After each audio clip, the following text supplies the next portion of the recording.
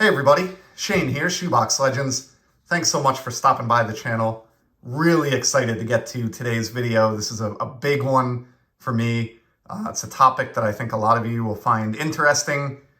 It's going to kind of set the stage for many videos to come, or at least a few videos to come in the future. And we're going to look at two cards today that are just like mind-blowingly awesome.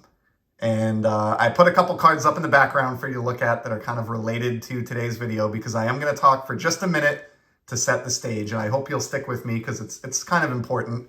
But I mentioned in a recent video where I wrapped up the kind of trade that I did, or sale, of my 1958 Topps All-Stars set and the cards that I picked up in return with those funds. And at the end of the day, sold those 21 cards to one buyer as a set. Used that money to purchase just 11 cards back that I like better for my collection. And I enjoyed that process so much, that kind of reinventing and churning of the collection, using things that I already had but wasn't appreciating to generate hobby funds to go out and get things that I absolutely appreciate. It was just such a blast. It felt so rewarding, and I loved the finished product that I ended up with. When looking at the before and after. So I had such a good time with that, that I ended up talking some more with this buyer, and he was keenly interested in some other stuff that I had that I was looking to move on from. And so long story short, I'll spare you the details to try to just get to the good stuff here. Worked out a deal where I sold over 50 graded cards to the same buyer. A lot of them were just low, few dollars, like stuff I collected back in the day. Like, for example, I was trying to work on a 1967 Topps Red Sox team set, all graded like PSA 6 or 7. So just commons, guys you've never heard of from the Red Sox from 1967 Topps. There was a lot of that kind of stuff in there, but there were a few nicer cards as well that I didn't like because they were off center or whatever. The highlight of the deal and the big card in the package that really kind of cemented the whole thing, I owned, and I didn't have time to film it before I sent it out the door, but I will try to add a picture in here at the end, just to kind of attach it to the end of the video. If you're curious, a 1953 Topps Jackie Robinson in a PSA 6, same grade as the satchel page that you see in front of you there. Now, I bought the card about 12 years ago, maybe longer. It might have even been 14 years ago, when I was very young, got my holiday bonus from work. I don't mind sharing. I paid around $400 for it. That was the going rate at the time, which was a big step up for me. I was on a very strict card budget, trying to save for home ownership and other things, but really stepped up, bought that card. So over the years, it appreciated to a point where it had a significant amount of value. And I want the card. I'm working on a 53 top set, and I love the 53 Jackie, but I don't need it in a 6 at that value. So included that in the sale, pulled the trigger, and walked away with a nice sum of cash to reinvest into the hobby. Now let's get to the good stuff. So I've got two cards to look at. So the very first thing I did, and the only way that I reasoned with myself that I would even allow myself to do this, to make this sale, in my mind, was to replace the Jackie immediately. So what I went out and found was a PSA 4 Jackie Robinson. Now, I'll be honest, like, of the 50 cards that I gave up, this was the only one that hurt. Like, all the other stuff was just cards I wasn't appreciating. I was glad to make the space, sell them all at once without the hassle of listing and shipping, at a very reasonable rate. But this card hurt. But I needed to include it because it was the card that the buyer was most interested in, and it was going to represent the large majority of the funds that I was getting in the transaction. So it's almost like I sold my 53 Jackie in a 6 with a bunch of other stuff side loaded onto it and a couple of other decent cards, just to get all that stuff out the door. So I went and bought this 4 instead. And I am not just saying this, I truly mean it. I am happier with this PSA 4 53 Jackie than I was with my 6. This is just a gorgeous copy. It is everything I will ever need when it comes to this card. Iconic. It's probably, likely the earliest Jackie Robinson that I'll ever own, or at least potentially. Needed it for the set, and it's just an all-time classic. I mean, I can't say enough about this card. And the 6 that I had was way more off-center than this. This isn't perfect centering.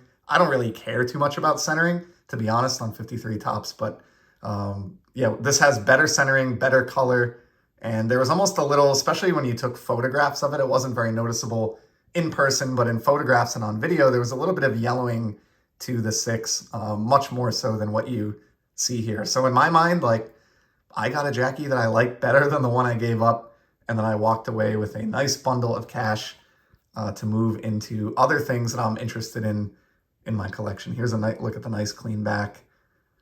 So yeah, I mean, got the money deposited into my account from the sale, and then had already kind of pre-located this copy, picked it up on My Slabs within about 5 minutes.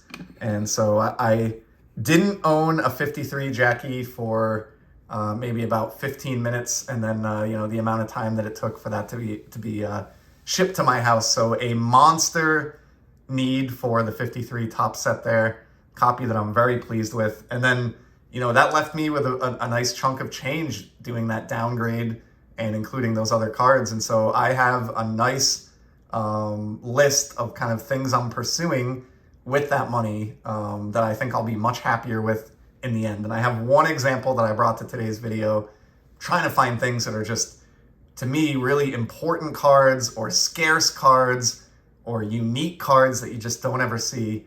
And boy, does this one fit the bill. So this is from the Upper Deck Masterpieces hockey set. And they did the set for baseball and football as well. It's the Bobby Hull, Gordie Howe WHA card from that checklist. And they've each autographed it. So this is autographed by 2 of the all-time greats in hockey. You know, Howe is arguably the best ever. And Hull is definitely, you know, a lot of people say a top 10 offensive player of all time. They were the 2 names in the sport of hockey throughout the 1950s and 60s. And then in the WHA in the 70s, they were the 2 names that really drove all the attention to that new league. I love that league. I've read books about it. I collect WHA cards. I actually have Bobby's standalone WHA card from the Masterpieces set, autographed and PSA DNA authenticated. And when I found this copy, this is just magnificent. Like, the fact that Howe signed in blue and included his uniform number and placed it perfectly in the white space on this jersey. And then Hull, recognizing that it's a darker part of the card, went with that beautiful silver. I mean, I haven't seen another hockey card quite like this. Absolutely fell in love with it. I'm enamored with it. I know not everybody that watches the channel is a hockey fan, but to kind of equate this to baseball, this is like the hockey equivalent of getting a hard-signed Mickey Mantle and Hank Aaron card on the same card, PSA DNA authenticated. I'm not overstating that. In the world of hockey, this is almost, you know, basically the equivalent of that. You know, they have that type of significance in the history of the sport. So, man, just beyond excited to have the Jackie back in the collection and a copy that I love no less, and then just being able to use that maneuver in my own collection to fund a just amazingly unique autograph card like that Hull and Howe. It just feels great. I'm loving this churn and reinvention. You know, after 15 years, it's just nice to mix things up a little bit, introduce some change. In the same way when you rearrange a room in your house and buy new furniture after a couple of decades, it's just very refreshing. I have 0 regrets. I am not missing any of the cards that I've let go, and I'm loving the hunt and doing the research and trying to wisely use the hobby funds that are generated to get newer, better stuff for my collection. So yeah, couple whoppers today in this video. I think you can see why I was so excited to get to this.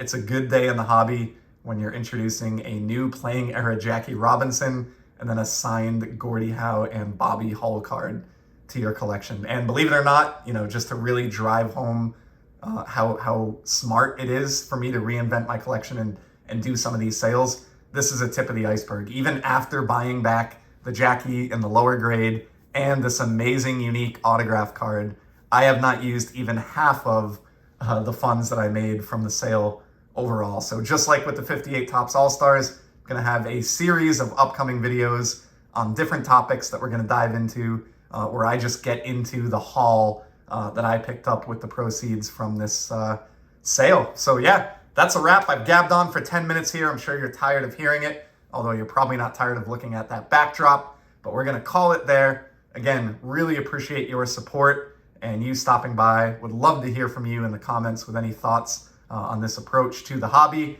And in the meantime, I hope everyone out there is enjoying the hobby, and I'll be back soon. Take care.